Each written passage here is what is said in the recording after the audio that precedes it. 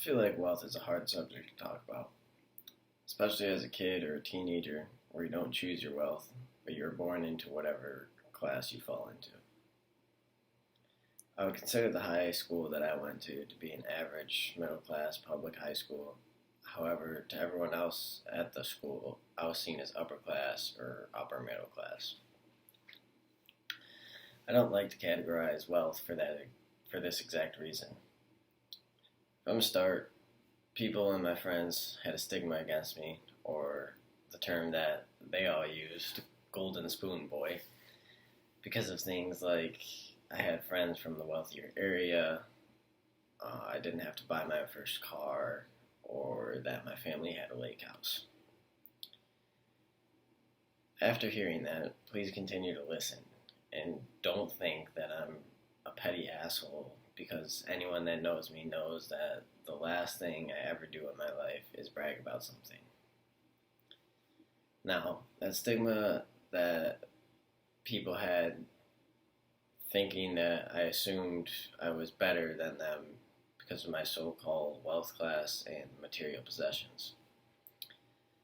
This didn't really bother me, and it never really caused me to have a bad relationship with anyone because I always try to be friends with everyone. But the problem I had with it was that I was never the one to bring it up. I've never brought up my wealth or anyone else's wealth in a conversation to judge them. There's people that are plenty more wealthy than my family, people way richer than my family. I'm just a normal person. I'm not some crazy rich person that people at my school thought I was. The other problem that I had was that no one saw what was happening in the back end. So my family could achieve those materialistic possessions. My dad runs his own business, so he works 7 days a week, usually from 6 a.m. to around 8:30 p.m. My mom has her own full-time job. She works 40 hours a week. And then my brother and I have worked for my dad's business since we could basically walk. And then eventually working full-time all throughout high school and all through at least our first year and a half of college. That was the problem I had with this so-called identity.